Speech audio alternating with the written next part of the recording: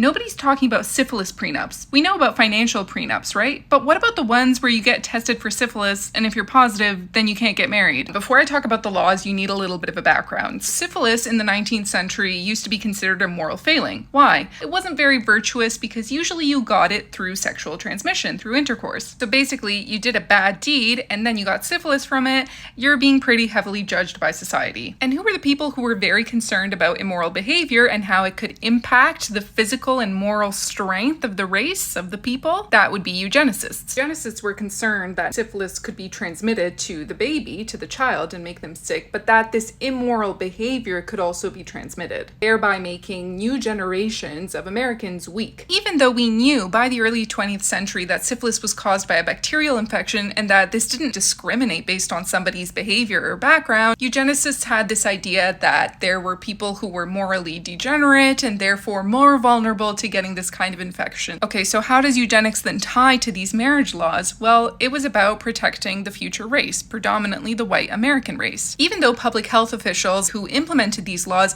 presented syphilis as a public health problem, as one that could be diagnosed and one that could be treated, these marriage laws were absolutely informed by eugenic ideology. So what would happen if you lived in a state with a marriage law in the 1930s and 40s? Well, both partners would need to get tested. A test called the Wassermann test, which could detect these spirochetes causing syphilis, would be used. Depending on the state, if one of the partners tested positive, they'd need treatment before they could get married and get the marriage certificate, or they'd need to just disclose. Treatment before the 1940s and 50s would be with something called salvarsan. After that, it would be with penicillin, and that's what we use today. This law, however, was not foolproof. Even though there was a lot of widespread public support, people found loopholes. They'd elope to neighboring states to get married. Overall, these marriage laws mandating kind of premarital syphilis testing were failures. They were stigmatizing despite their scientific slant. Reliability of the Wassermann test itself, as well as treatment, and whether or not couples would actually commit to doing this test was all over the place. You might be surprised to know that these were part of legislation up until 2012 in some states, not as historical as it seems.